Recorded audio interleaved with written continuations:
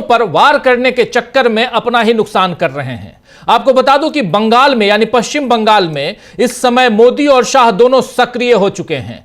पिछले 3 बार से ममता बनर्जी उन्हें मात देती हुई नजर आई हैं। आप याद कीजिए, 3 चुनाव बीत गए लेकिन बीजेपी वहां अपनी दाल नहीं गला पाई। तो आज ममता बनर्जी को घेरने के चक्कर में अमित शाह कुछ ऐसा बोल गए जिसमें कांग्रेस की तारीफ हो गई। आइए सबसे पहले यहां पर अमित शाह के इस बयान को सुन लीजिए, जिसमें ममता बनर्जी और उनके अलावा वामपंथी दलों को घेरने के चक्कर में कैसे कांग्रेस की तारीफ अघोषित तौर पर कर गए अमित शाह। पहले इसको सुनते हैं, इस कार्यक्रम को आगे बढ़ाएंगे, चर्चा आगे बढ़ाएंगे, लेकिन सुनिए नहीं। कम्युनिस्टों के शासन के पहले, तृणमूल के शासन के पहले प्रति व्यक्ति बंगाल की आय राष्ट्रीय औसत से 127% ज्यादा थी। 127%। देश में नागरिक 100 रुपया कमाता था तो बंगाल में 127 रुपया कमाता था। आज देश का नागरिक 100 रुपया कमाता है तो बंगाल का नागरिक 73 रुपया कमाता है।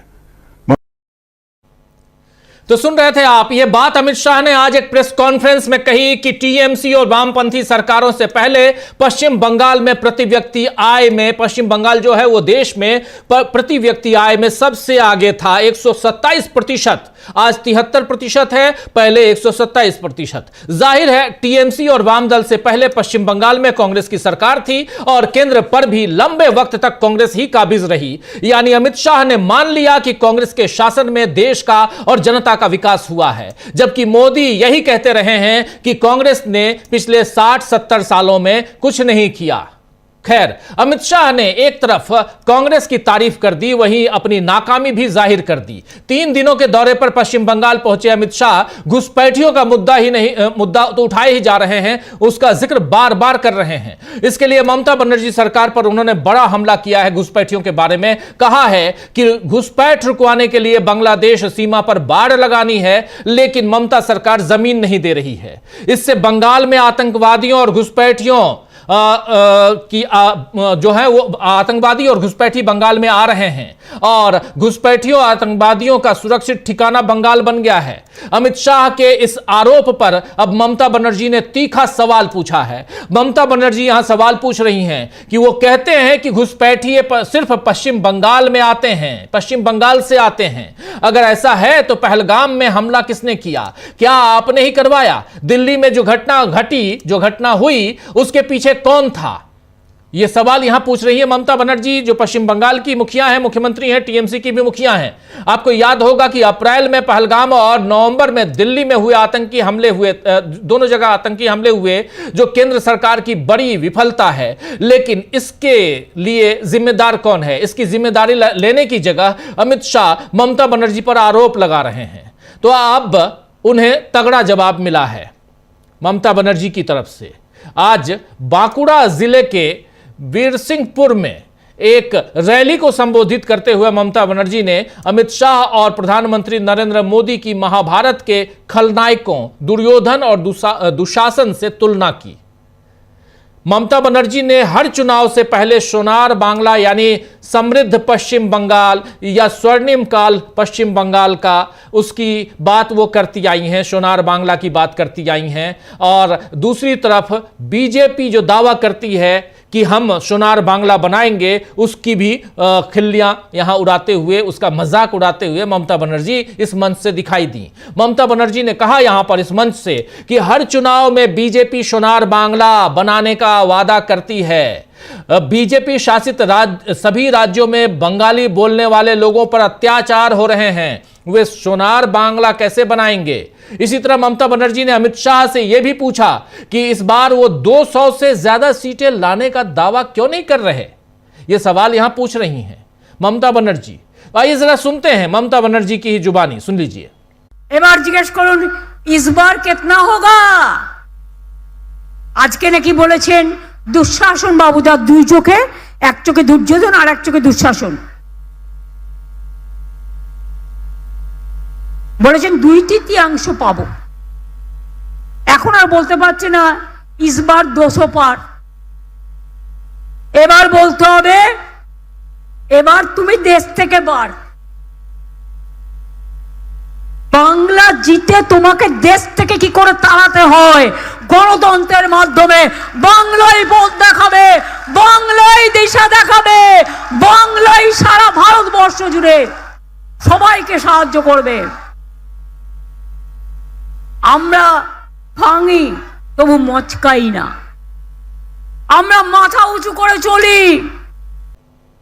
सुना आपने, ये बार देश ही के पार, यानी इस बार देश से ही बाहर कर देंगे, ये कह रही थी यहां पर ममता बनर्जी। आपको बता दूं कि टीएमसी सांसद डेरेक ओब्रायन ने भी एक पोस्ट लिखकर अमित शाह के जीत के दावों का मजाक उड़ाया है। और अमित शाह ने आज कहा था कि बीजेपी अगले साल पश्चिम बंगाल में होने वाले विधानसभा चुनाव में 2/3 बहुमत से सरकार बनाएगी। इसके बाद टीएमसी सांसद डेरेक ओब्रायन ने एक्स पर जो पोस्ट किया है वो आप सामने देख रहे हैं। कह रहे हैं कि अमित शाह आज बंगाल में हैं, उन्होंने आने वाले चुनाव में सीटों की भविष्यवाणी की है, लेकिन उनका ट्रैक रिकॉर्ड क्या है जरा देखिए। और ये देखिए कहकर एक वीडियो शेयर करते हैं यहां पर अमित शाह का और डेरेक ओब्रायन। जरा उस वीडियो को हम आपके सामने लाना चाहते हैं। उस वीडियो को देखिए कि उसमें क्या कह रहे हैं, क्या दिखाना चाह रहे हैं डेरेक ओब्रायन। देखिए।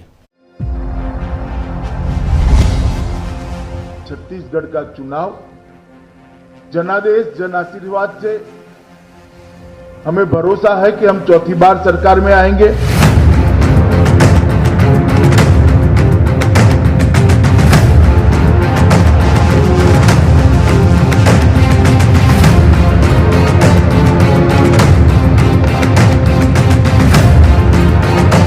मैं आपको कहकर जाता हूं 200 से ज्यादा सीटों के साथ भारतीय जनता पार्टी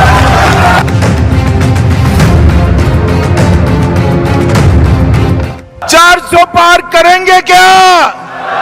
अब की बार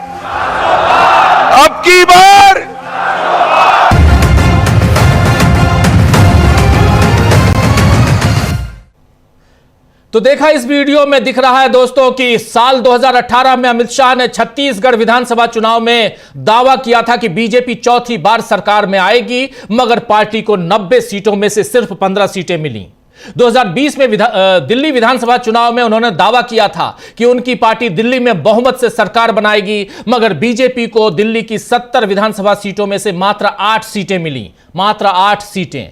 वहीं 2021 के पश्चिम बंगाल विधानसभा चुनाव में उन्होंने दावा किया था कि अब की बार बीजेपी पश्चिम बंगाल में 200 पार, यानी 200 से ज्यादा सीटें जीतकर सरकार बनाएगी पश्चिम बंगाल में बीजेपी। लेकिन पार्टी को सिर्फ 77 सीटें ही मिली। इसके अलावा 2024 के लोकसभा चुनाव में बीजेपी को 400 पार का नारा दे रहे थे। अब की बार 400 पार का नारा यही अमित शाह, यही नरेंद्र मोदी देते थे, लेकिन बीजेपी को मिली सिर्फ 240 सीटें, जो बहुमत से काफी पीछे हैं। तो ऐसा नहीं है कि हर बार अमित शाह की मर्जी से जीत ही मिले, बल्कि यह वीडियो बता रहा है कि बीजेपी को कई बार हार का सामना भी करना पड़ा है। हालांकि इस बार एसआईआर को लेकर शंका व्यक्त की जा रही है और इसके जरिए बीजेपी अपने लिए जीत का पिछला दरवाजा खोल रही है। अभी उत्तर प्रदेश में ही एसआईआर की पहली सूची की फिर से नई तारीख आ गई है। कल 31 दिसंबर है और कल उत्तर प्रदेश की एसआईआर की पहली लिस्ट, मसौदा लिस्ट आने वाली थी। मतदाताओं की पहली सूची आने वाली थी, ड्राफ्टेड लिस्ट जिसको कहते हैं, वो आने वाली थी, लेकिन उसकी तारीख बढ़ा दी गई, अब 6 जनवरी को आएगी। और उत्तर प्रदेश राज्य के मुख्य निर्वाचन अधिकारी ने बताया है कि 6 जनवरी को पहला ड्राफ्ट आएगा, पहली लिस्ट आएगी। यह बार बार का बदलाव बता रहा है कि चुनाव आयोग की पहले से पूरी तैयारी नहीं है। विपक्ष भी यही कह रहा है कि पूरा समय लेकर यह काम हो, हड़बड़ी में ना हो, लेकिन ज्ञानेश कुमार किसी की दलील नहीं सुन रहे हैं। इस बीच बीएलओज की मौतों का सिलसिला भी नहीं रुक रहा है। एसआईआर को लेकर अजीब किस्म की जिद बीजेपी और चुनाव आयोग दिखा रही है, और जिससे लगता है कि दाल में कुछ काला नहीं है, बल्कि पूरी की पूरी दाल ही काली है। खैर, इस काली दाल से क्या हर बार विपक्ष का जायका खराब होगा या बीजेपी भी कभी इसका शिकार होगी, यह देखना होगा। और इन सब के बीच जब बात होती है दो चीजों की, यानी घुसपैठियों की और फिर एसआईआर की, तो क्यों बीजेपी में हाहाकार मच जाता है? इस पर चर्चा करेंगे कि क्या इस बार अमित शाह की रणनीति के भरोसे रहकर मात खाएगी बीजेपी? क्या घुसपैठियों से लेकर एसआईआर तक के मुद्दे बीजेपी को नुकसान में डालेंगे? इन तमाम तमाम मसलों पर आइए अब चर्चा की शुरुआत करते हैं। हमारे साथ कुछ वरिष्ठ साथी जुड़े हुए हैं, उनसे पहले आपका परिचय करवाता हूं, फिर आगे बढ़ते हैं। साल के आखिरी 2 दिन, साल का आखिरी सेकंड लास्ट कहें तो न्यूज पॉइंट, इसके बाद कल आखिरी और उसके बाद नए साल का आगाज, और उन सब के बीच आज इस चर्चा में ये भी समझेंगे, ये भी इस पर भी थोड़ा सा प्रकाश डालने की कोशिश करेंगे कि ये साल सियासी तौर पर कैसा रहा। हमारे साथ 4 वरिष्ठ साथी जुड़े हुए हैं। अनिल सिन्हा जी हमारे साथ जुड़े हुए हैं, शकील अख्तर जी हमारे साथ जुड़े हुए हैं, प्रफुल्ल कोलख्यान जी जुड़े हुए हैं सीधे कोलकाता से, और अमलेंदु उपाध्याय जी जुड़े हुए हैं इधर दिल्ली से। आप तमाम साथियों का स्वागत इस्तकबाल है। स्वागत इस्तकबाल आप तमाम दोस्त साथी शुभचिंतक आप सबका भी, जो अब तक जुड़ चुके हैं उनका भी, जो जुड़ने वाले हैं उनका भी। सीधे आना चाहता हूं, पहले प्रफुल्ल जी आपके पास ही, कोलकाता की बात हम कर रहे हैं, जरा आपसे शुरुआत करना चाहता हूं। अमित शाह का दौरा और लगातार आप देखिए साल का आखिरी वक्त, सब इस इंतजार में है कि नए साल पहले अच्छे से मना लें, धूमधाम से आगाज कर लें, उसका स्वागत कर लें नए साल का, और उसके बाद हम चुनावी सफर में दौड़ें। लेकिन उससे पहले यहां पर अमित शाह का डेरा डालना, जो वहां पर बैठे हुए रहे और वो पश्चिम बंगाल में घुसपैठियों और SIR की बात कर रहे हैं, साथ साथ वो ममता बनर्जी पर सीधा हमला बोल रहे हैं, ममता बनर्जी भी हमला बोल रही हैं। क्या कुछ चल रहा है ग्राउंड जीरो पे, प्रफुल्ल जी? साथियों को नमस्कार। अमित शाह 3 दिन की यात्रा पर यहाँ आए हैं। कल से यात्रा शुरू हुई है, आज दूसरा दिन है, कल भी रहेंगे शायद। क्या पता यहीं पर साल का पहला दिन मनाए, 2026 का पहला दिन यहीं से शुरू करें। मंसूबे बड़े हैं, मनोरथ बड़े हैं और स्ट्रेटेजी बड़ी है। उन्हें, इन लोगों को झूठ बोलने से कभी कोई परहेज तो रहता नहीं है, और लगातार वादे कर रहे हैं। उन्होंने दिखला दिया कि किस प्रकार से वादे कुछ करते हैं, होता कुछ है। और कभी कभी लह जाता है, कभी कभी बात बन जाती है, तो ठीक है। लेकिन पश्चिम बंगाल की राजनीति में अभी बहुत तरह के अभी अंदरूनी चीजें चल रही है, ऐसा प्रतीत होता है। अभी प्रधानमंत्री से अधीर रंजन चौधरी की मुलाकात हुई, वो आज ही हुई है, उसके कुछ राजनीतिक निहितार्थ होंगे।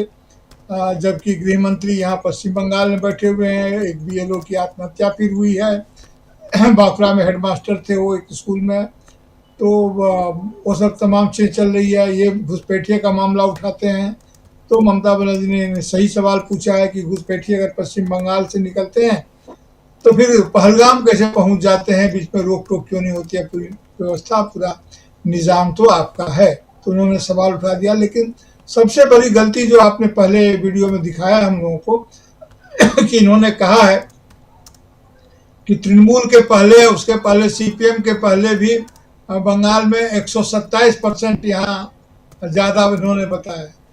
अब 1 रुपया और 27 रुपया, 1 रुपया 27 पैसा का इन्होंने बताया आंकड़ा, तो 27% ही होता है। 127 कहाँ से होगा? 127 तो तब होता है जब ये 200 से 227 होता है, जो भी हो वो तो गणित की बात है, क्षमा करें। लेकिन इस प्रकार उन्होंने कांग्रेस के राज की ही प्रशंसा की है कि कांग्रेस के राज में पश्चिम बंगाल की आर्थिक स्थिति अच्छी थी और धीरे धीरे खराब होती गई है, और वाम के समय में खराब हुई, तृणमूल के समय में भी खराब हुई, ऐसा उनका कहना। अब इस कहने को अगर डिकोड करें तो 2 बातें हैं। एक और इसमें कांग्रेस दिखती है, ये बात बिल्कुल सही है।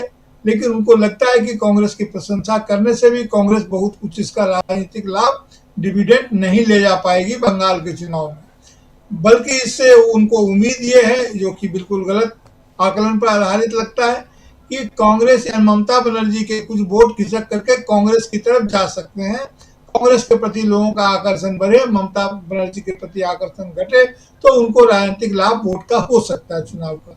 लेकिन वह भी होने नहीं जा रहा है। ये अपने ही जुबान में इतने लड़खड़ाते हुए इन्होंने यह बात कही है, कोई प्रभावी तरीके से ये बात लोगों के सामने में नहीं आ पाई, ऑप्टिक्स के माध्यम से भी, और लोग इसको गंभीरता से नहीं ले पा रहे हैं।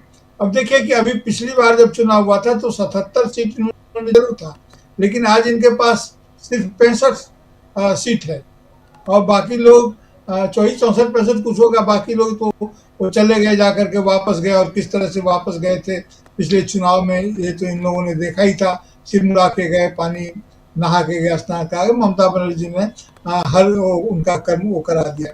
तो चुनाव के दौर तो ये काफी जबरदस्त है। इधर क्या, जब से ये आए हैं अब हथियारों को खोज निकाला जा रहा है, जो गैर कानूनी हथियार हैं, कहीं कहीं हथियार भी मिल रहे हैं, क्या तो गड्ढे में रखे गए थे, गाड़े गए थे, और गृह मंत्री यहाँ पर बंद कमरे में अपनी मीटिंग कर रहे हैं। और मीटिंग के साथ साथ SIR का हाहाकार भी है।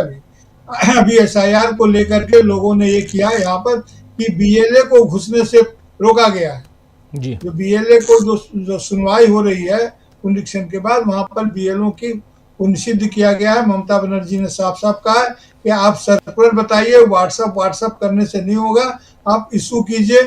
और वो अदालत में जाने की भी बात कर रहे हैं कि वहां पर BLS को क्यों नहीं जाने दिया जा रहा है, यानी कि बूथ लेवल जो एजेंट होते हैं, जो पॉलिटिकल पार्टी के होते हैं, जाहिर है यहाँ पर उनके बूथ लेवल एजेंट कम है, तो उनको लगता है कि अगर ममता बनर्जी की पार्टी के लोग ज्यादा होंगे तो वो उस तरह से प्रभावित करेंगे।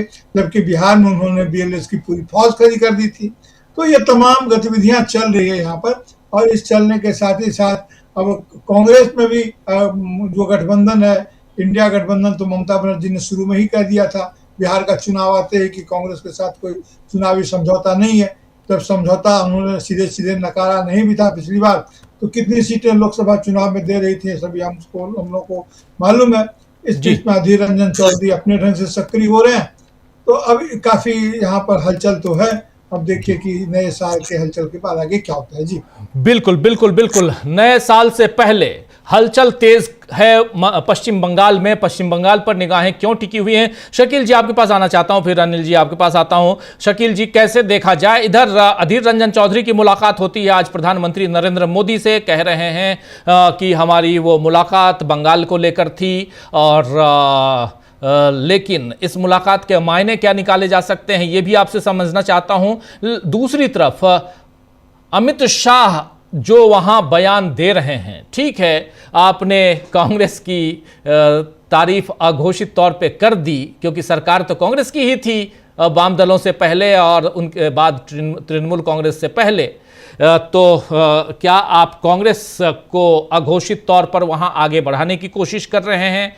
क्या है इसके क्या सियासी मायने निकाले जा सकते हैं ये भी समझें। और दूसरी तरफ दहाड़ते हुई जो ममता बनर्जी दिखाई दे रही हैं, और एक बात यहां साफ साफ, तीन बातें उन्होंने ममता बनर्जी ने कही। एक तो ये कि अब की बार ये 200 पार का नारा नहीं लगा रहे हैं। दूसरी बार कह रही हैं कि पश्चिम बंगाल से हम पहले इनको खदेड़ेंगे और उसके बाद दिल्ली से भी खदेड़ेंगे, यानी देश की कुर्सी पर जो बैठे हैं प्रधानमंत्री, उनको उस कुर्सी से भी हटाएंगे। ये तीन सेंटेंस कितना मायने रखते हैं आज की तारीख में पश्चिम बंगाल को लेके?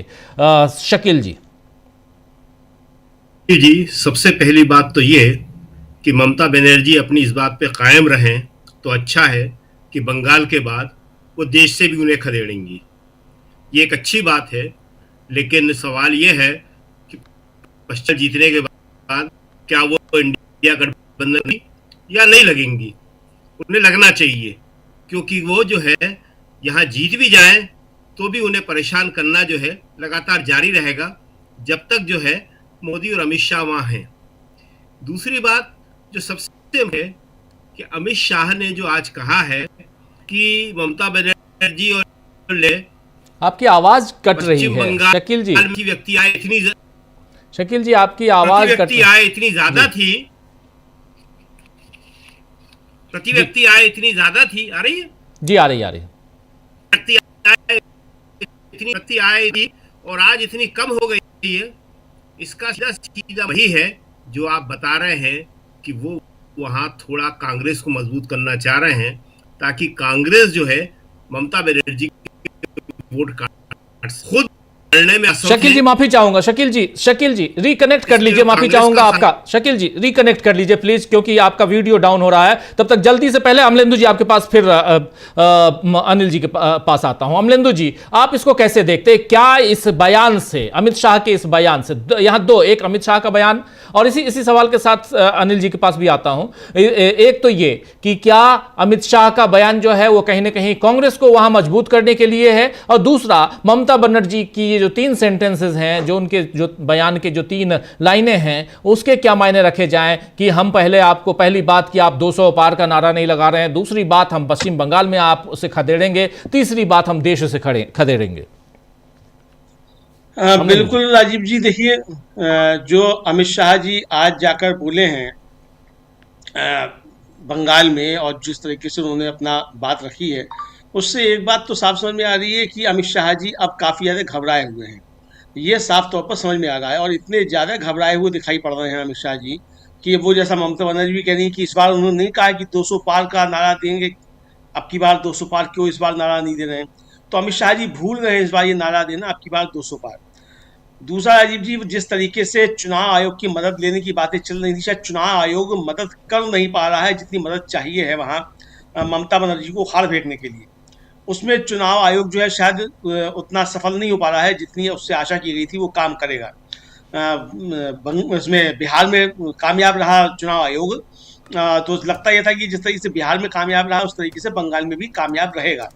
लेकिन अमित शाह जी ने अभी से जाके मोर्चा संभाल लिया राजीव जी। अगर 4 महीना पहले से और 3 दिन की एक तरह से कहा जाए उस पर वो वहाँ डटे हुए हैं बंगाल में, तो ये साफ तौर पर समझा सकता है कि अभी लग रहा है कि ज्ञानेश कुमार जी जो है ज़्यादा मददगार साबित नहीं हो पा रहे हैं।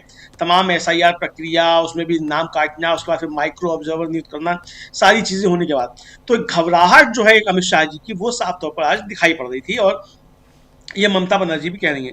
अब जिस तरीके से ममता बनर्जी को निशाना बनाने के लिए साहब कांग्रेस के समय में अच्छा था, अमित शाह भी ये बात जानते हैं राजीव जी कि अमित शाह के कह देने भर से कि साहब कांग्रेस के समय में अच्छा था, कांग्रेस वहाँ जो है वो बहुत आगे नहीं बढ़ जाएगी। ऐसा नहीं है कि अमित शाह जी की बढ़ाने से बढ़ जाएगी।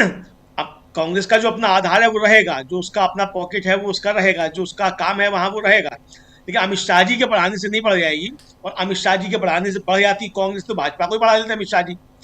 लेकिन वो निशाना जो साधना चाहते हैं ममता बनर्जी के ऊपर और कम्युनिस्टों के ऊपर जो साधना चाहते थे निशाना, उस निशाना साधने के चक्कर में राष्ट्र, उन्हें ये मालूम नहीं था कि राष्ट्रीय स्तर पर भी ये बात चली जाएगी।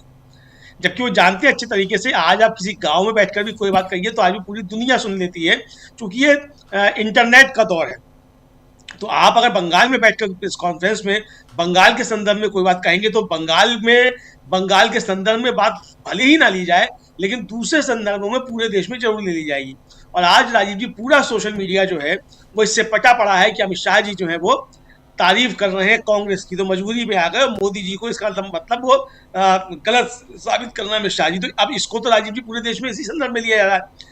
अब अमित शाह जी को ने जो कहा बंगाल उसको कितना समझेगा वो तो पता नहीं, लेकिन देश ये समझ रहा है कि मोदी जी को अमित शाह जी अब गलत साबित करने पर तुल गए हैं और कांग्रेस मुक्त भारत की बात मोदी जी भले करते रहे, अमित शाह जी नहीं कर रहे हैं।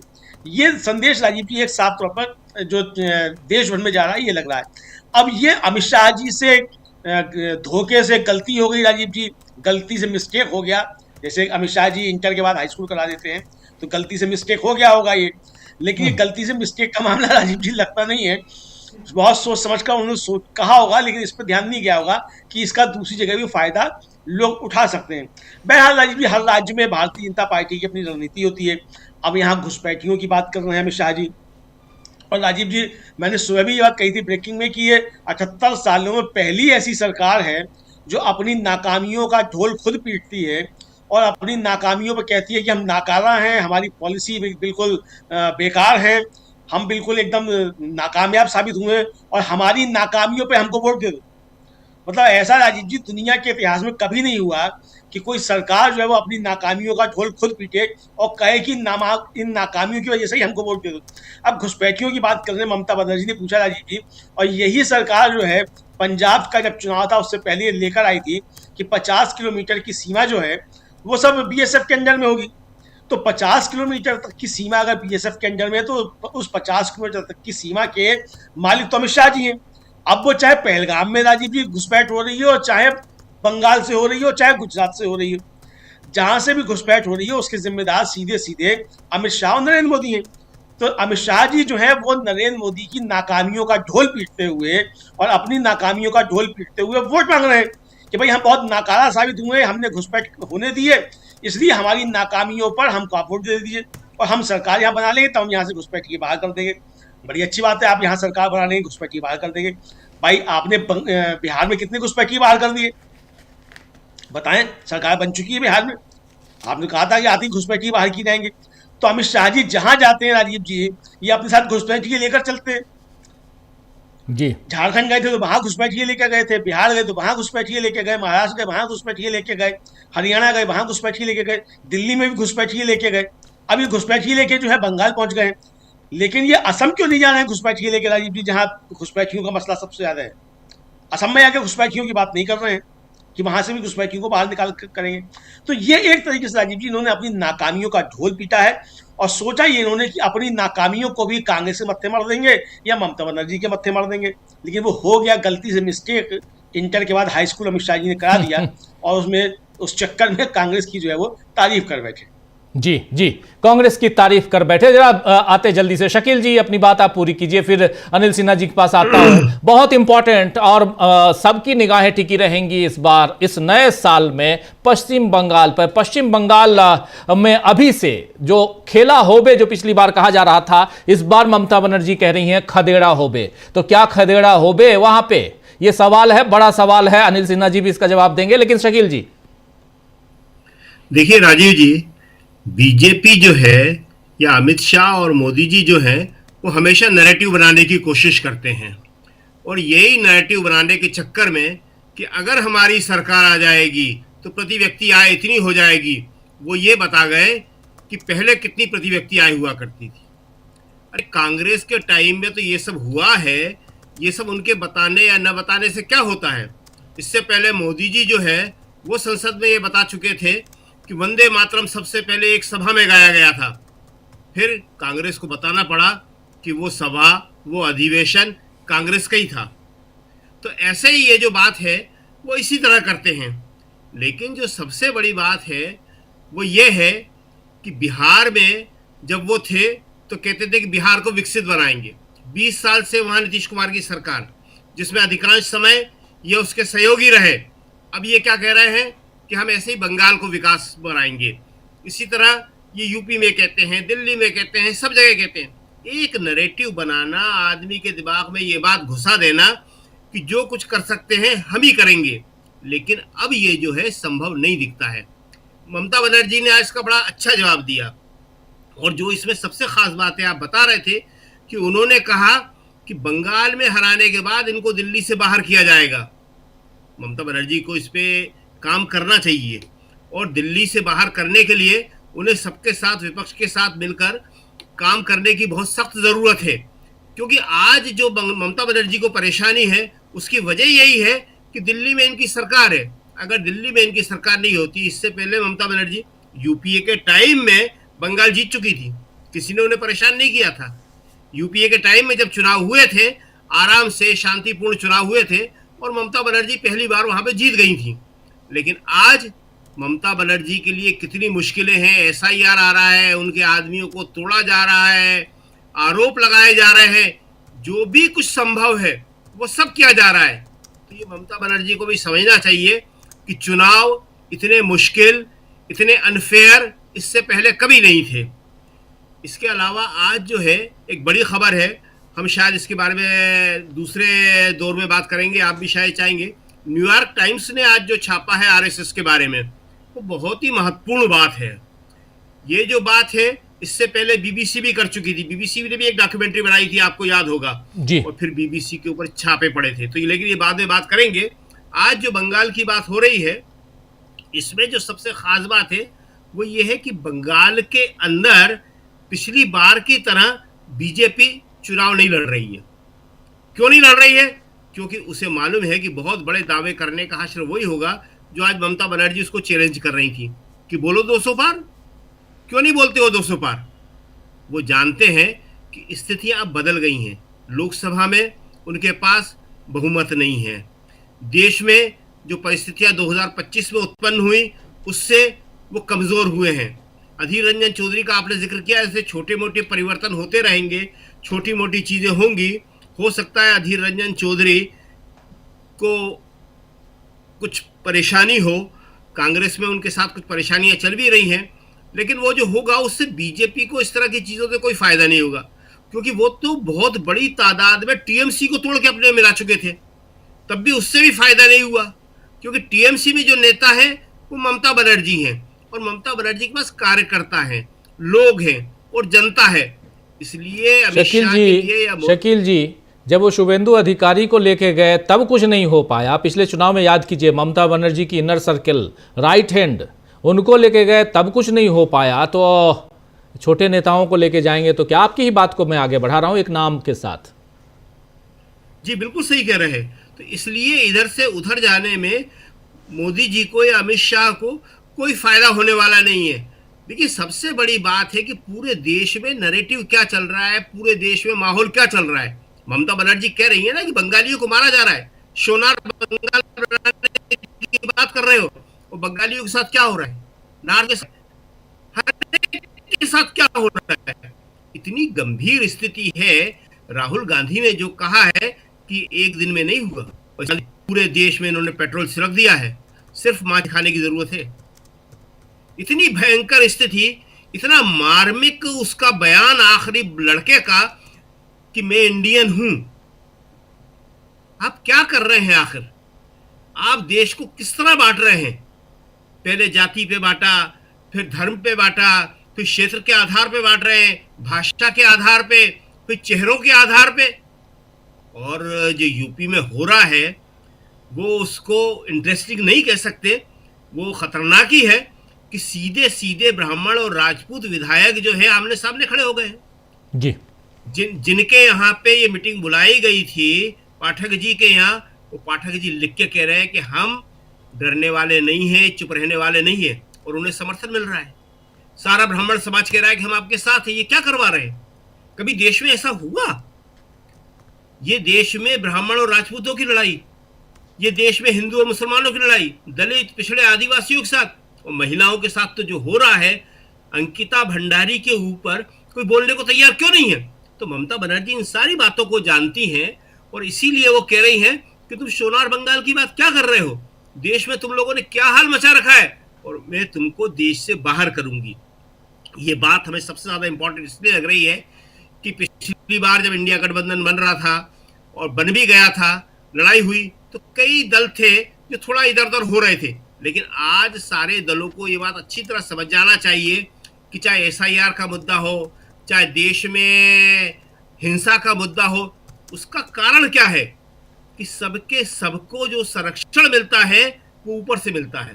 अगर वो संरक्षण बंद हो जाए तो सारी स्थिति एक मिनट बदल जाए, ये गोदी मीडिया एक मिनट के अंदर बदल जाए।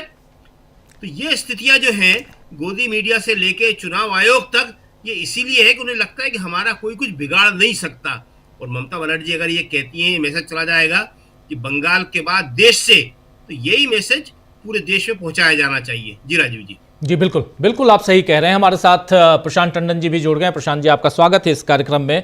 आना चाहता हूं अनिल जी आपके पास। अनिल जी, कैसे आप देखते हैं पश्चिम बंगाल, बहुत महत्वपूर्ण चुनाव सामने है, नया साल अब आने वाला, नए साल का आगाज है, लेकिन साल जाते जाते सियासी तौर पर बहुत कुछ देकर, बहुत कुछ लेकर, और इन सबके बीच अगर देखिए, हालांकि अभी रिकैप करने की कोशिश कर रहे थे शकील जी हमारे साथी, और उन्होंने बहुत शानदार ढंग से कुछ कुछ मुद्दों को यहां रखा है। हम लोग इस चर्चा में आगे और बढ़ेंगे और रिकैप भी करेंगे कि इस साल में सियासी तौर पर क्या कुछ रहा। लेकिन जब 3 दिवसीय यात्रा पे अमित शाह पहुंचे हुए हैं, बिल्कुल डेरा डाले हुए हैं वहां पे कोलकाता में, तब ममता बनर्जी जो गरज रही हैं उसके क्या मायने निकाले जाएं, जरा ये आपसे समझना चाहता हूं। और कैसे देखते हैं आप पश्चिम बंगाल के चुनाव को, इन सब के बीच SIR को, तब जबकि उत्तर प्रदेश में जो अभी कह रहे थे शकील जी कि ब्राह्मणों और ठाकुरों के बीच यहां बिल्कुल तलवार खींची हुई दिखाई दे रही है, यानी एक रेखा तो है, एक भले वो बारीक ही सही अब तो खुल के आ रही है, लेकिन दूसरी तरफ SIR, यहां पर SIR की तारीख बढ़ती जा रही है, यानी मसौदा लिस्ट आने की तारीख बढ़ती जा रही है। उत्तर प्रदेश में 31 की जगह अब 6 जनवरी कर दी गई है। लेकिन मैं अभी उत्तर प्रदेश नहीं, पश्चिम बंगाल आपके जरिए चलना चाहता हूं। देखिए, ये ममता बनर्जी के बारे में मतलब मुझको बहुत कॉन्फिडेंस नहीं है कि ममता बनर्जी कोई बहुत बड़ा चैलेंज मोदी के लिए प्लेस करना चाहती हैं। वो उनको रिटेन करने की कोशिश कर रही है पश्चिम बंगाल को, और वो रिटेन करने की कोशिश इस बार के बारे में मेरा थोड़ा डाउट है। डाउट ये है कि जिस तरह से SIR हुआ है, उसको जिस तरह से उनको लेना चाहिए था इंडिया गठबंधन के सारे एलाइज को लेकर के एक साथ, और पूरा देश भर में एक नेशनल लेवल की डिबेट और नेशनल लेवल का अटैक करना चाहिए था, वो उन्होंने अपने को वहीं तक लिमिट किया। और वो फिर ओल्ड टैक्टिक्स, वो दोनों ओल्ड टैक्टिक्स में है, लेकिन इनके पास वेपन ज्यादा है। ओल्ड टैक्टिक्स ये है कि बंगाली सब नेशनलिज्म जिसको आप, या नेशनलिज्म जो भी कहिए, उसके मुकाबले एक जो है हिंदू नेशनलिज्म का है। ये जो मतलब इंडियन नेशनलिज्म कह नहीं सकते, ये तो हिंदू नेशनलिज्म है। तो उसका वो नैरेटिव लेकर के आए हैं। एक आइडियोलॉजिकल फाइट है बंगाल में, एक सब नेशनलिज्म वर्सेस जो हिंदू नेशनलिज्म है ये का। लेकिन उसको संभाल पाएंगी ममता बनर्जी अभी के कंटेक्स्ट में, मुझको डाउट लगता है। रिपीटेडली इलेक्शंस आफ्टर इलेक्शंस उन्होंने जो ये मशीनरी है उससे जीत लिया है चुनाव को, और ममता बनर्जी अटैक करती है कांग्रेस पे। जब भी हरियाणा इलेक्शन हुआ, महाराष्ट्र इलेक्शन हुआ, बिहार इलेक्शन डिफीट के बाद कांग्रेस को अटैक करती है। ये जो सेफ गेम खेल रही है टू अपने को बचाने के लिए, ईडी और बाकी जो उनके अटैक्स हैं, इंस्टीट्यूशनल अटैक्स हैं, उसके लिए बहुत कॉम्प्रोमाइज्ड है लीडरशिप इसकी। हम लोगों को सच बोलना चाहिए, लोगों को हम भ्रम में रखेंगे काम नहीं चलेगा। एक नेशनल लेवल की फाइट की जरूरत है बीजेपी के खिलाफ। ममता बनर्जी उसको सबोटेज करती हैं, और वो जो है ये बंगाली और ये सब जो उनका ये है, इस दिस टाइम हमको लग रहा है कि उनका चलेगा नहीं। 58 लाख या कितना, मैं अभी 58 लाख 20,000 58 लाख लोगों को निकाल दिया।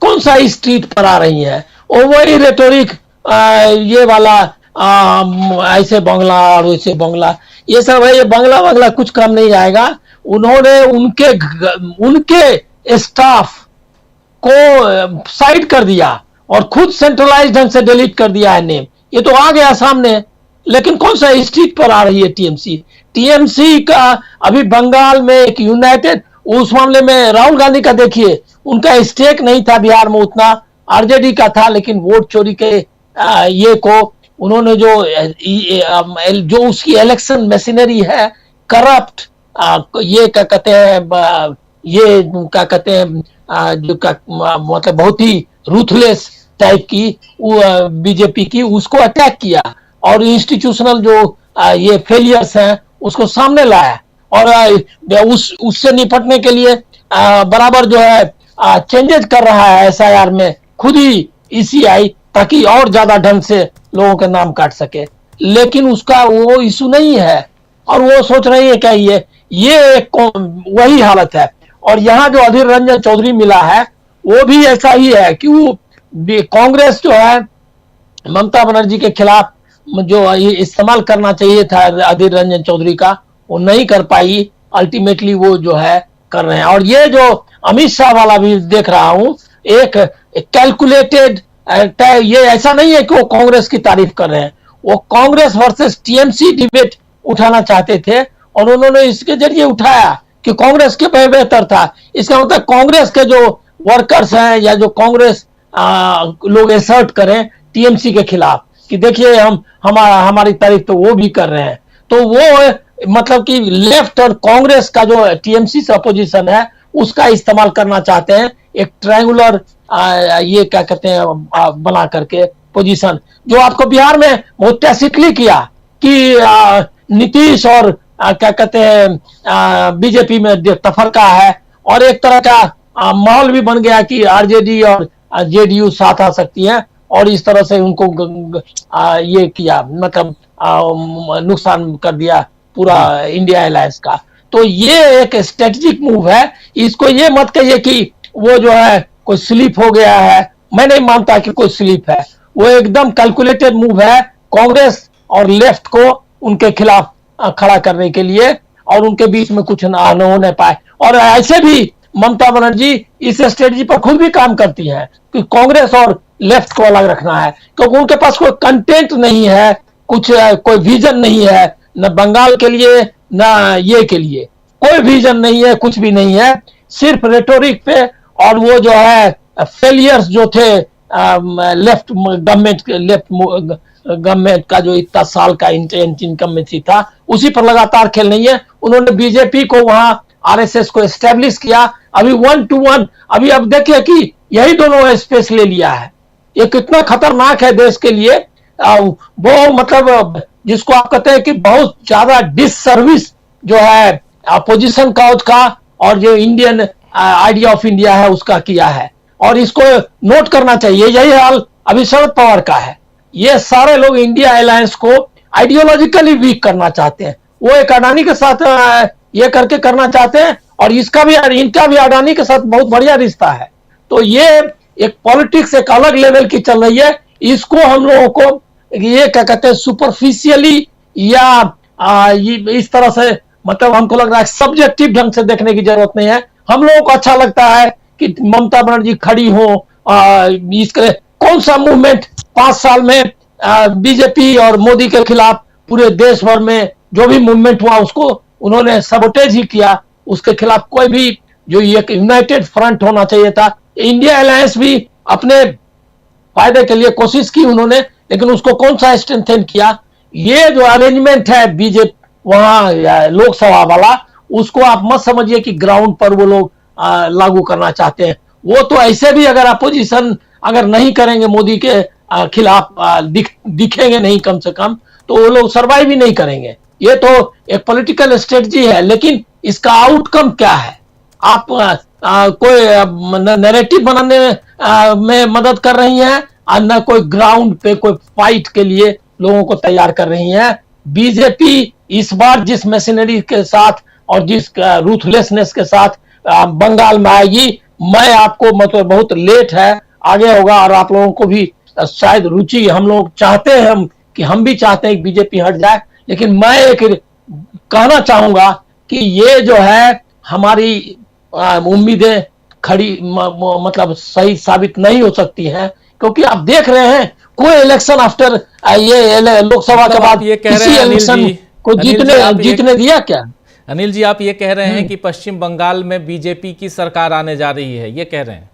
आने जा रही, मैं ऐसे कंक्लूजन पे नहीं अभी कोई ये करूंगा, क्योंकि वहां अभी ये है, लेकिन वो बहुत दिक्कत में डालेगी। ये मैं कह रहा हूं कि कठिन है रास्ते, और कठिन रास्ते का जो उससे जो लड़ने का तरीका है ममता बनर्जी का, बहुत ही आउटडेटेड और बहुत ही सेल्फिश है।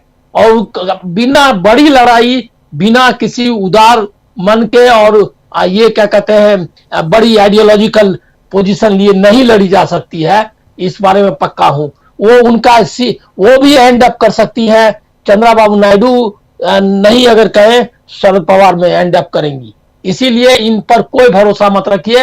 एक आपको जो एंटी बीजेपी और एंटी मोदी जो फाइट है वो बहुत कठिन है, और ये हम लोगों के विशफुल थिंकिंग से नहीं चलने वाला है। बहुत स्ट्रांग पोजीशन की जरूरत है उनके तरफ से। हम लोग क्या करेंगे? हम लोग तो जो बात है वही कर सकते हैं। जी बिल्कुल।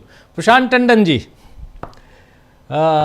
बात हम कर रहे हैं पश्चिम बंगाल की, और उसमें भी ममता बनर्जी के भाषण को भी हम जो दे रही थी भाषण, उनको भी हमने अभी सुना। और उनके अलावा ममता बनर्जी साफ और पिछले दिनों लगातार कह रही हैं, जितने भाषण ममता बनर्जी ने दिए, हर भाषण में जो बंगाली में भाषण देती हैं, और आज कुछ उसमें सेंटेंस हिंदी में जान के कह रही थी, ताकि जो दिल्ली वाले लोग हैं उनको भी समझ में आए कि मैं कहना क्या चाह रही हूँ।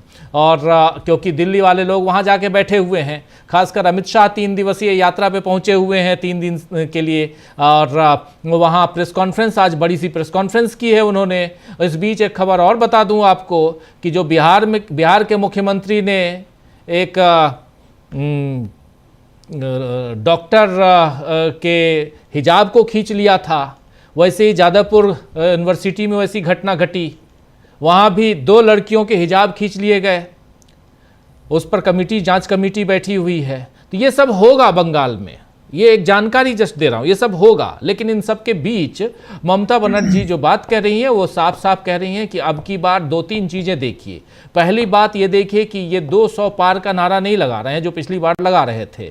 दूसरी बार हमने अमित शाह को देखा, कह रहे हैं अमित शाह कि वाम दलों से पहले और तृणमूल से पहले, ये टीएमसी और वाम दलों से पहले विकास की गति सबसे तेज थी यहाँ पे बंगाल में। सरकार थी कांग्रेस पार्टी की, सरकार को ये कांग्रेस पार्टी के एक पुराने नेता आज प्रधानमंत्री से मिलके गए हैं, अधीर रंजन चौधरी, उनका जिक्र भी हमने किया। वो बांग्ला भाषा की बात कर रहे हैं, लेकिन फिर भी कह रहे हैं। और तीसरी बात ममता बनर्जी जो कह रही हैं वो यही, मैं रिपीट कर रहा हूं चूंकि आप बाद में आए इसलिए, कि तीसरी बात ये कि कह रही हैं कि पहले बंगाल से खदेड़ेंगे उसके बाद हम दिल्ली से खदेड़ेंगे। और ये सेंटेंस जितने पिछले भाषण अभी सुन लीजिए, हर भाषण में कम से कम बंगाल और उसके बाद दिल्ली की बात कर रही हैं। अनिल सिन्हा जी का विश्लेषण बहुत शानदार, बहुत सटीक विश्लेषण है, और जिसमें वो कह रहे हैं कि अगर यही रहता तो पिछले दिनों वो आंदोलन में खड़ी होती, आंदोलनों के साथ आंदोलन तैयार करती, लेकिन वो दिखाई नहीं दिया। अब चुनाव का वक्त है, इस चुनाव में जीत हार अपनी जगह पे है, और उसके बाद ये भूल जाएंगी, दिल्ली की तरफ देखेंगी भी नहीं। इन सब के बीच देश दुनिया में बहुत कुछ चल रहा है। एक अखबार न्यूयॉर्क टाइम्स का जिक्र कर रहे थे हमारे साथी शकील अख्तर जी, बड़ा सा फ्रंट पेज पे आरएसएस के बारे में खबर छपी है। आपने बताया भी था, अभी कल ही बताया था आपने, और उससे पहले एक अखबार ने और छापा। ये सब भी चल रहा है। चल क्या रहा है बंगाल में, चल क्या रहा है देश में, और बंगाल और देश से लेते हुए दुनिया में क्या कुछ चल रहा है? देखिए, न्यूयॉर्क टाइम्स वाली खबर पर मैं सेकेंड राउंड में आऊँगा, उसमें भी एक पेज है। लेकिन देखिए, ममता बनर्जी के निशाने पर दिल्ली बिल्कुल भी नहीं है, और हम दिल्ली से बैठ के अगर ममता बनर्जी को देखेंगे तो हम गलती कर पाएंगे, कर बैठेंगे।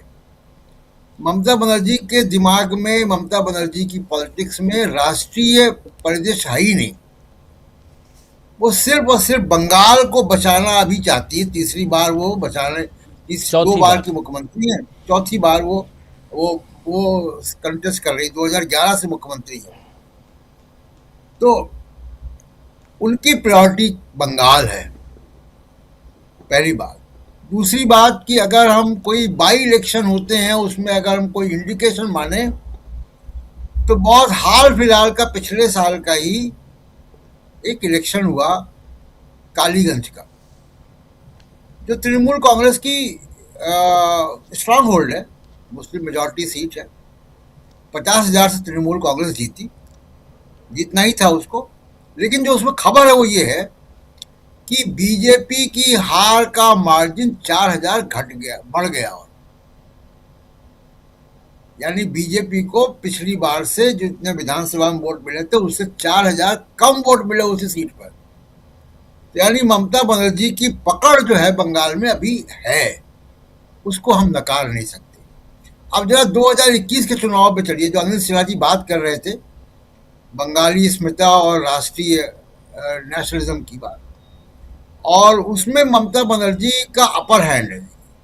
बांग्ला स्पीकिंग है, मोदी अमित शाह बांग्ला नहीं बोल सकते, बांग्ला आइडेंटिटी है। महिला वोटर, जिसकी बड़ी चर्चा बिहार में हुई और सब जगह होती है, महिला वोटर में ममता बनर्जी खुद महिला है, उनसे आप क्या मुकाबला करेंगे वहां पे। अब एक पिछले चुनाव में आप चलते हैं, 2021 के चुनाव में, और बंगाली अस्मिता का एक आपको सैंपल देता हूं। दो काम हुए थे। नरेंद्र मोदी जी ने रविन्द्रनाथ टैगोर की तरह की दाढ़ी बढ़ा ली थी कोविड-19 के समय वो चुनाव हो रहे थे 2021। तो मोदी जी ने जो रंग रूप अपना बनाया था वो बंगाल इलेक्शन के लिए गुरुदेव रविन्द्रनाथ टैगोर जैसा बना लिया था, प्रभावित करने के लिए बंगाली को। देखिए, हम भी रविन्द्रनाथ टैगोर जैसे दिख रहे हैं, यही कर सकते हैं, इससे आगे वो कर नहीं सकते थे। लेकिन उसका नतीजा क्या हुआ, अभी प्रफुल्ल जी ने बताया कि कितने सीटें आई थी, कितनी बची हुई है। दूसरा एक और आपको एग्जांपल देता हूं। आखिरी फेज में अमित शाह के ही रोड शो के दौरान ईश्वर चंद्र विद्यासागर की मूर्ति खंडित हो गई थी। एक भीड़ वहां घुसी और अफरा तफरी हुई और मूर्ति खंडित हो गई। अमित शाह के रोड शो के दौरान ये हो गया। उस फेज में 35 सीटों पर चुनाव हुआ था, 35 में 0 बीजेपी हो गई, एक भी सीट नहीं मिली उस 35 में से। यानी बंगाली अस्मिता जहां आई वहां ईश्वर चंद्र विद्यासागर की मूर्ति खंडित होने के बाद इसको ममता बनर्जी ने बड़ा इशू बनाया और वो साफ हो गई बीजेपी वहां से। तो बंगाली अस्मिता में, बंगाल की अस्मिता के चुनाव को लेकर अगर जाएंगे तो गलतियां करेंगे। एक और बात लेफ्ट और कांग्रेस की और ममता बनर्जी के इंडिया अलायंस इन सब की बात भी होती है। देखिए, बीजेपी भी चाहेगी ये कि इंडिया अलायंस वहां पे एक साथ चुनाव लड़े। जी बिल्कुल। ममता बनर्जी 3 बार की मुख्यमंत्री हैं, उनके शासन की एंटी इनकम्बेंसी होगी ही होगी, स्थानीय विधायकों की होगी, अधिकारियों की होगी, मुख्यमंत्री की खुद की भी होगी। कई सारी घटनाएं ऐसी हुई हैं, चाहे वो रेप की घटना हुई है मेडिकल कॉलेज में, उसकी तमाम सारी ऐसी घटनाएं हुई, तो एंटी इनकम्बेंसी तो वहां है। उस एंटी इनकम्बेंसी का फायदा केवल बीजेपी को मिले, बीजेपी भी चाहेगी कि मतदाता के सामने दूसरा विकल्प ना हो। कांग्रेस और लेफ्ट अगर तृणमूल कांग्रेस के साथ मिलकर चुनाव नहीं लड़ेंगे तो जो तृणमूल कांग्रेस की एंटी इनकम्बेंसी वाला जो वोट है वो कांग्रेस और लेफ्ट को भी जाएगा और वहां बीजेपी को नुकसान होगा। तो ये मोटा मोटा जो एनालिसिस अभी है उस पे आधारित है। और एक सबसे महत्वपूर्ण बात जो हो रही है राष्ट्रीय स्तर पर, वो ये कि ध्रुवीकरण की राजनीति का ग्राफ नीचे जा रहा है। और जरा उस पे आऊं मैं, एक आखिरी बात ये भी कह दूं कि अभी आपने सुनाया अमित शाह जी कह रहे थे कि बंगाल का per capita income. Amit Shah से पूछिए कि जरा उत्तर प्रदेश का भी तो बता दें, वहां भी तो डबल इंजन सरकार है। राज्य और यूनियन टेरिटरी मिला के 33 हैं, 33 33 में 32वां नंबर है उत्तर प्रदेश का पर कैपिटा इनकम में, नीचे से दूसरा। जी तो जरा अपने राज्यों की तो बताएं ना कि वहां पे उन्होंने उत्तर प्रदेश में क्या किया। बड़े हाई प्रोफाइल मुख्यमंत्री हैं, बुलडोजर पर खड़े हुए हैं वो तो बुलडोजर से पर कैपिटा इनकम नहीं बढ़ पा रही क्या? डबल इंजन की सरकार है और डबल इंजन के साथ साथ मैं कहूंगा कि 2-3 इंजन और भी लगे रहते हैं। गवर्नर भी उन्हीं का है, मुख्यमंत्री भी उन्हीं का है, इलेक्शन कमीशन भी उन्हीं का है, फिर भी पर कैपिटा इनकम नहीं बढ़ पा रही है। अब जो बात है कि राष्ट्रीय स्तर पर ध्रुवीकरण की राजनीति का ग्राफ नीचे जा रहा है, हिंदू मुसलमान की पॉलिटिक्स का सूरज अस्त हो रहा है और इसके साफ प्रमाण दिख रहे हैं। और वो प्रमाण 2025 के जाते जाते बहुत स्पष्ट तौर पर दिखाई दे रहे हैं। और अगर ये नहीं होता, हिंदू मुसलमान की पॉलिटिक्स का जो असर है वो कम नहीं हो रहा होता या उसका ग्राफ नीचे नहीं जा रहा होता, उस पर समाज में अब उतनी ध्रुवीकरण का स्कोप नहीं बचा है, तो ये 2 बातें हुई अरावली को लेकर और दूसरा जो कल फैसले हुए 2 सुप्रीम कोर्ट से जो स्टे हुआ, जो सीबीआई ने अपील की उन्नाव रेप केस में, वो दोनों बातें जो है वो नहीं होती, सीबीआई अपील नहीं करती। अभी तक आप देखिए कि कितना घमंड था कि उसको उन्होंने बीजेपी से निकाला नहीं, बड़े समय तक वो रहा कुलदीप सिंह सेंगर को, क्योंकि तब हिंदू मुसलमान पॉलिटिक्स चल रही थी, अपने चरम पे थी। तब इनकी एरोगेंस चलती थी कि मैंने ये फैसला कर लिया है, जनता को मानना है माने, ना मानना हो ना माने, हम तो हिंदू मुसलमान करके सब निपटा देंगे। कोविड का मामला हो, नोटबंदी का मामला हो, बहुत एरोगेंस के साथ ये। लेकिन अब छोटे छोटे फैसलों पर यू टर्न हो रहा है। तो यू टर्न इसीलिए हो रहा है कि हिंदू मुसलमान की पॉलिटिक्स नीचे जा रही है।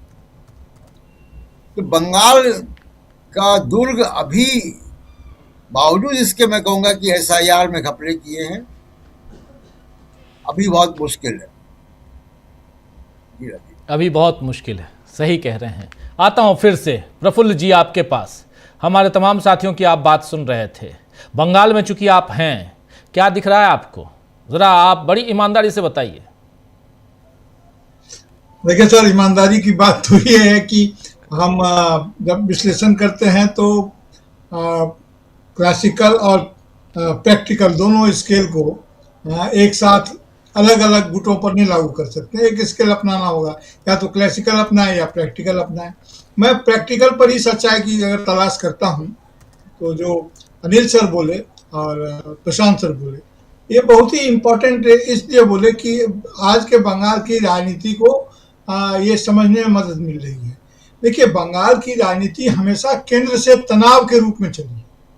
जब कभी भी नहीं हुआ था तो 1967 में जब संबित सरकार का दौर आने लगा था, तभी बांग्ला कांग्रेस बोल के एक कांग्रेस हुआ था, अजय मुखर्जी जिसके मुख्यमंत्री थे, आपको याद होगा। मैं फिर इतिहास में जाने की गलती नहीं कर रहा हूँ, लेकिन सिर्फ संदर्भ दे रहा हूँ कि अजय मुखर्जी जिसके हुआ करते थे और ज्योति बसु जिसमें डिप्टी सीएम हुए थे। तो उस समय से कांग्रेस हो या कोई भी दल हो, अगर वो क्षेत्रीय अस्मिता इसको बोलते हैं या सब नेशनलिटी बोलते हैं या बांग्ला बोलते हैं, उस बांग्ला अस्मिता के साथ उसको अपना एक अपनी अलग पहचान चाहिए, जो केंद्र से अलग चाहिए, जो केंद्र के वशीभूत होकर न हो। सीपीएम का भी यहाँ पर जब राज चलता था तो सीपीएम का बंगाल चैप्टर एक अलग ढंग से समझा जाता था। जब प्रकाश कारात आए और यहाँ के लोगों को ये लगा, और यहाँ पर सोमनाथ चट्टोपाध्याय का जिस कारण से बहिष्कार हुआ तो मैंने उनको दल से निकाला गया, वो जानते हैं अध्यक्ष रहते हुए विधान लोकसभा का, तो उससे यहाँ के लोगों को लगा कि ये बंगाली अस्मिता पर ही प्रहार है, बंगाली का नेता कोई अबंगाली हो नहीं सकता है। वो ये उनके मन में बिल्कुल है, और उनका अपना राष्ट्रीय गौरव है। जरा ध्यान से अगर उधर भी देखेंगे तो बंगाल बहुत बड़ा क्षेत्र था, हालांकि आप पश्चिम बंगाल उतना बड़ा क्षेत्र पहले की तरह का नहीं है, लेकिन फिर भी वो बात तो वही है, और ये अपना नेता खुद ही होंगे। और यहाँ की अस्मिता की बात अभी जब वो कह रहे थे ममता बनर्जी को, निश्चित रूप से सर ने बिल्कुल ठीक कहा कि राष्ट्रीय राजनीति में इनकी अभी फिलहाल कोई दिलचस्पी नहीं है। क्यों दिलचस्पी नहीं है? इसलिए दिलचस्पी नहीं है कि राष्ट्रीय राजनीति में ममता बनर्जी अकेले दम कभी भी प्रधानमंत्री या सरकार बनाने की स्थिति में नहीं होंगी। वो प्रेशर से ही वो काम कर सकती हैं, जो उस समय में उनकी लाइन वही हो सकती है जो कभी कांशीराम कहा करते थे, मजबूत नहीं मजबूर सरकार चाहिए। तो वो चाहते हैं कि मजबूर सरकार अगर वहां हो, उनके समर्थन की जरूरत हो, और वो जरूरत अभी भी बनी हुई है।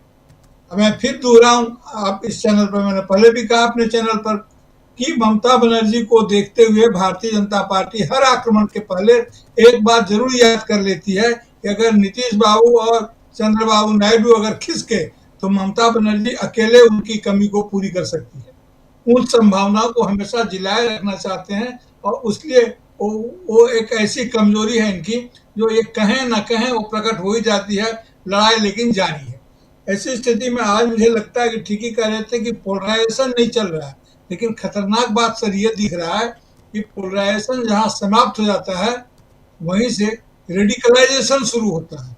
तो अब भारतीय जनता पार्टी की राजनीति रेडिकलाइजेशन की तरफ आगे बढ़ रही है, और जिसका अभी न्यूयॉर्क टाइम्स और दूसरी जगह की रिपोर्टों की बात हम लोग शायद करेंगे, आज नहीं तो कल करेंगे, बाद में करेंगे, लेकिन ये सारी रिपोर्टें ढंग से आ रही है। तो अब इनकम्बेंसी की जहां तक बात है कि एंटी इनकम्बेंसी का कुछ न कुछ प्रभाव होगा, मैं ये मानता हूँ, सिर्फ ममता बनर्जी का ही नहीं, इस समय में जो भी इनकम्बेंट फोर्स है, जो भी सरकार में है, तो इनकम्बेंट फोर्स के अगेंस्ट जाने के लिए जो राजनीतिक साहस चाहिए वो राजनीतिक दलों में कम है, और जनता में ऐसी आशा की कोई किरण नहीं है कि वो इनकम्बेंट के खिलाफ, इनकम्बेंट के विरुद्ध जाकर के कोई नए एक्सेस की तलाश करे, कहीं नई जगह पर अपनी आशा की तलाश करे। इसलिए पश्चिम बंगाल की राजनीति में अभी कुछ कहना, जैसा अनिल सर बताया, लेकिन खतरे तो जरूर है। पिछली बार जिस ढंग से 27% का उछाल लेकर के ये गए थे और 10 से 38 हो गए थे, और उसमें प्रशांत किशोर की कोई कारीगरी नहीं थी। उसमें चूंकि लेफ्ट अपने आप को ही तोड़ रहा था, लेफ्ट अपने ही मलबे को उठा रहा था, वो सारा का सारा मलबा इनके जिम्मे चला गया। अब इस चुनाव में अगर देखने की कोई बात होगी, हालांकि संगठन नहीं है, संभावना नहीं है, लेकिन फिर भी कंटेंट तो है।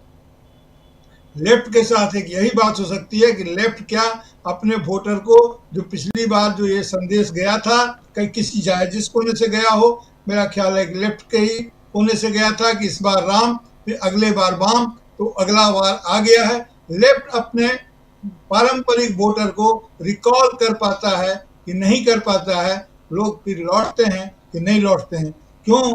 इसलिए कि कांग्रेस का और लेफ्ट का स्वाभाविक गठबंधन होना चाहिए यहाँ, क्योंकि ममता बनर्जी जब सत्ता में आई थी तो कांग्रेस के साथ सरकार बनाई थी, कांग्रेस के साथ चुनाव लड़के आई थी, और वो तब जब कांग्रेस और लेफ्ट का गठबंधन टूट गया था यूपीए के दौरान, तो जिसमें परमाणु के मामले पर, तो अब उस समय में ये सरकार में आई, धीरे धीरे उखा गई। ऐसा नहीं कि कांग्रेस में आज नेता नहीं है, अकेले अधीर रंजन चौधरी दिखते हैं, लेकिन कांग्रेस में यहाँ नेता है, अभी भी ईमानदार नेता है, प्रदीप भट्टाचार्य जी हैं, अकबर है, दूसरे तरह तरह के लोग हैं, अगर खोजेंगे कांग्रेस के लोग तो मिल जाएंगे। लेकिन सवाल यह है कि आप किनको क्या भूमिका देते हैं। अधीर रंजन चौधरी की आज कोई प्रभावी भूमिका नहीं है, और ये स्वाभाविक है, क्योंकि अधीर रंजन चौधरी अकेले योद्धा है, वो उनकी भी नजर अपनी कॉन्स्टिट्यूएंसी पर है, बंगाल की राजनीति पर भी नहीं है, भारत की राजनीति से छोड़िए। इतना बड़ा उनको पद मिला अपनी कॉन्स्टिट्यूएंसी बचाने के चक्कर में, और दूसरे नेताओं के साथ उनका कोई तालमेल नहीं है। राजनीति तो पास आने और दूर जाने का खेल है, ये किसी के पास ही नहीं आते हैं, दूर दूर ही बने रहते हैं, तो क्या खेल करेंगे। ममता बनर्जी को हमेशा उन्होंने अपने इस पर रखा, आलोचना के केंद्र में रखा।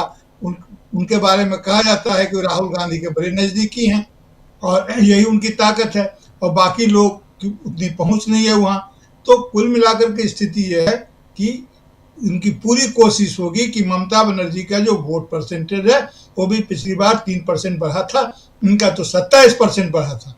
ये चाहते हैं, वाम ये चाहेगी, कांग्रेस ये चाहेंगे कि कुछ वोट रिकॉल हो, और रिकॉल होकर के वोट आता है। मतलब तो आपका कहना है प्रफुल्ल जी, आपका कहना है कि वाम दल और कांग्रेस साथ साथ चुनाव लड़ें, एक साथ आ जाएं? जी जी, वो तो नहीं आ रहे हैं इनका, वो यहाँ पर एक साथ आ जाए, क्योंकि ममता बनर्जी तो अलग हो ही चुकी है,